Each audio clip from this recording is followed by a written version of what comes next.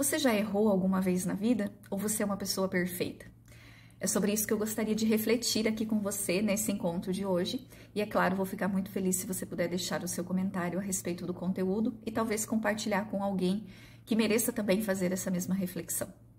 Bom, mesmo a gente não acreditando em Deus, não tendo uma religião, né, alguns de nós, é inegável que a referência que Jesus nos trouxe como pessoa, das suas atitudes, dos seus ensinamentos, é extremamente grandioso. Na minha visão, Jesus foi um terapeuta por excelência. E uma das coisas que ele nos ensinou foi em relação ao erro. Primeiro pelas ações, primeiro pela forma de acolher e de respeitar todas aquelas pessoas que cometiam erros, que faziam escolhas equivocadas. Na verdade, o pecado, o sentido etimológico da palavra pecado é errar o alvo. Então, nós ainda vivemos essa realidade de errar os alvos da nossa vida, das nossas escolhas, muitas vezes. Ninguém é perfeito. Todos nós temos equívocos, todos nós fazemos escolhas erradas, todos nós em algum momento da vida erramos uma e centenas de vezes e vamos continuar errando. Mas, mesmo a gente já vivendo aí há tantos séculos, tantos milênios, né, enquanto espíritos em aprendizado, a gente ainda não aprendeu a perceber que o erro faz parte da nossa vida. Nós temos uma sociedade totalmente perfeccionista. Claro que a gente não pode generalizar, mas quando, em que época, em que momento da nossa vida o erro foi algo reconhecido como processo de aprendizado? Na verdade, o que acontece é o contrário.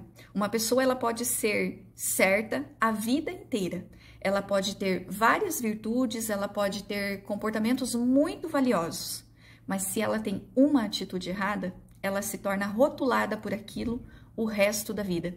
E mais ainda, a ideia que a gente faz disso é que uma vez errando, você se torna o erro para sempre e você não tem mais como se libertar daquela ideia, daquele processo. E carrega muitas vezes a mácula do erro, quando reconhecido, pelo resto da existência.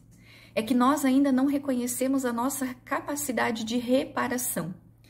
A gente acredita, como a história nos traz, de que a punição é a única forma de corrigir as coisas no mundo, é a única forma de educar, é a única forma de reparar, é a única forma de trazer algum resultado ou uma solução para o erro que foi cometido. Visto que nós vemos culturalmente até hoje, nessa ideia que nós trazemos ainda de que quando uma pessoa mata, uma pessoa rouba, ela precisa ficar encarcerada, ela precisa ser isolada do mundo para ser punida pelo seu erro. E não é visto uma forma adequada de colocar ela em processo de reparação, de devolução para a vida aquilo que ela fez.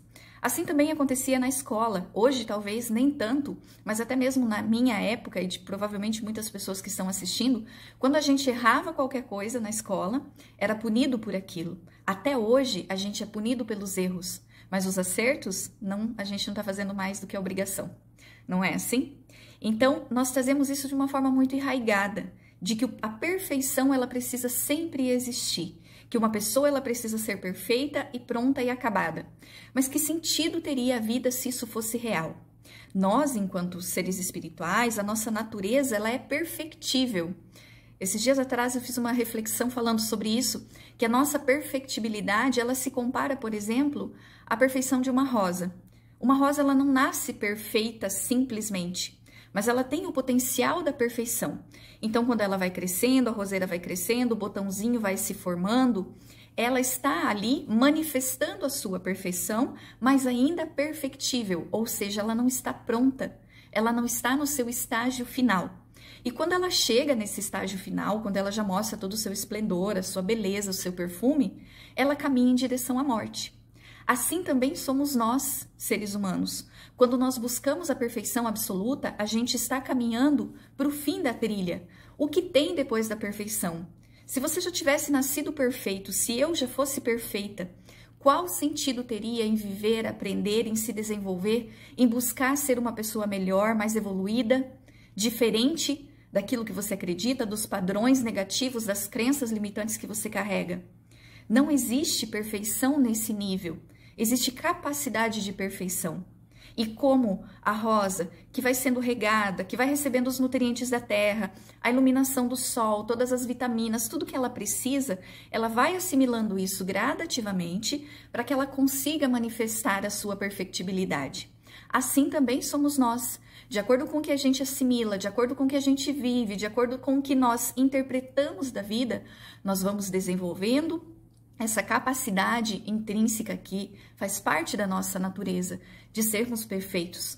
Mas a perfeição não é um lugar, é um processo que nós vamos viver a partir do momento que a gente se reconhece como pessoas que erram, sim, mas como pessoas que podem se permitir reconhecer o próprio erro. E eu sinto muito que nessas palavras de Jesus, trazendo o reconhecimento do amor como fórmula, como ferramenta, como combustível, ou como oportunidade de reparação. E o amor não é aquele amor utópico que a gente acredita, que a gente vê o amor humano, o amor entre homem e mulher. É o amor que transcende, é um amor de olhar diferente, é o amor de compaixão, de reconhecimento de além. É o amor que mostra que quando você olha para uma pessoa, você reconhece que ela não é o erro. Ela é muito mais do que o erro, porque por trás daquele erro existem muitas potencialidades. Ela pode ter errado uma vez, 2, 3, 10. Mas o fato dela ser alguém, ela já é um acerto. Porque quando a gente condiciona alguém a ser um erro, pelas atitudes que ele teve, indiretamente nós estamos negando a potencialidade divina, o amor divino. Indiretamente nós estamos rejeitando o criador desse ser, dizendo que Deus é um erro, porque ele conseguiu criar uma pessoa errada, um ser errado. Então, talvez essa perspectiva nos traga a compreensão de que nós podemos desenvolver o chamado senso de responsabilidade. A responsabilidade, ela é o caminho do meio entre você punir, entre aquele movimento de indignação, de não aceitar, de apontar o dedo para o outro, de querer que as outras pessoas sejam perfeitas. E também aquele outro movimento extremo que é a culpa, o sentimento de ser um erro, e de não se reconhecer capaz de, puxa vida, eu errei, mas eu posso refazer isso. Eu posso recomeçar, eu posso reparar, eu posso utilizar disso aqui para ser melhor, para crescer muito mais. Esse conceito é extremamente libertador, porque o senso de responsabilidade nos traz a ideia de que erramos sim, mas podemos ser muito mais do que os nossos erros. E hoje, o que a gente tem mais enfatizado, entra época, sai época, entra experiência, sai experiência, são os erros das pessoas. Dificilmente a gente valoriza, enfatiza aquilo que é bom. E eu acho interessante que a gente fala, ou usa ainda na nossa cultura, como eu comentei anteriormente, sobre a necessidade da punição como forma de reparar o erro. Para mim, é como se você quisesse limpar um lugar que está extremamente sujo e para fazer essa limpeza você pegasse um balde sujo, com água suja e com um pano sujo. Que resultados você vai ter? Que resultados nós teremos? Na verdade, que resultados nós estamos tendo? Porque isso já faz parte da nossa história. Quando foi que a punição resolveu alguma coisa? Quando foi que brigar, que bater, que prender criou algum processo diferente dentro de nós, né? Se isso fosse real, a cadeia seria a fábrica de anjos. Porque a punição ali é muito grande, mas não é o que acontece na realidade. Então, esse senso de responsabilidade, ele nos traz a consciência, nem da desculpa e nem da culpa, mas nos coloca no caminho da reparação, independente do que a gente possa ter feito, independente do que a gente ainda vá fazer, porque nós vamos errar muito, até mesmo para poder aprender. Assim como Thomas Edison, né? Felizmente ele tentou mais de 1000 vezes fazer uma lâmpada e ele disse que descobriu como não fazer uma lâmpada e não que ele errou tantas vezes. E nós? Quantas vezes a gente erra e se rotula e estaciona por ter escolhido um caminho equivocado? E o que é mais interessante dentro de tudo isso é que a gente tem dificuldade de perceber que todo erro tem uma intenção positiva. Mas como assim? Tem. Se você olhar por trás de toda a atitude, por mais cruel que seja, todo erro tem uma intenção positiva. Ela pode ter uma direção errada, ela pode ter sido conduzida de uma forma que não deu os resultados adequados, mas a intenção lá no fundo, pelo menos num nível egóico que seja, a intenção foi positiva. Se você lê a história de Hitler, por exemplo, você vai perceber que toda a intenção que ele tinha por trás das suas atitudes era positiva. Os seus anseios, a sua verdade estava carregado de positividade.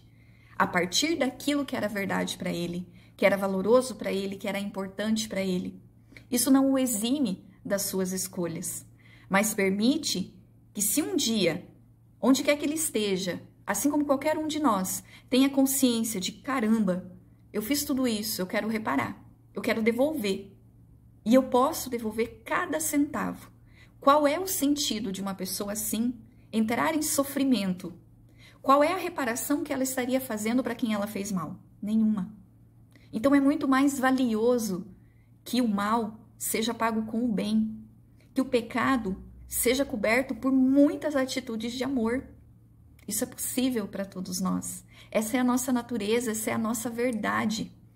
Então, um convite que eu quero te fazer agora, com bastante sinceridade, se isso tudo fez sentido para você, observe um pouco mais o que tem além daquilo que as pessoas fazem. Procure compreender, mesmo que você não concorde com as suas atitudes.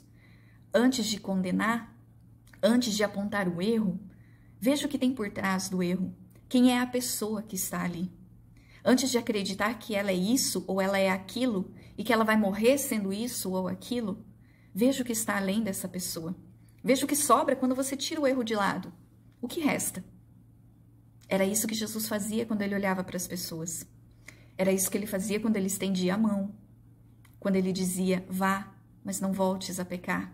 Ele dizia, você é mais do que o seu erro. Acredite nisso. E isso nós podemos fazer também. Por nós, pelas pessoas, por um mundo melhor, por uma vida melhor. Lembrando que ninguém é perfeito, mas todos nós somos perfectíveis sim.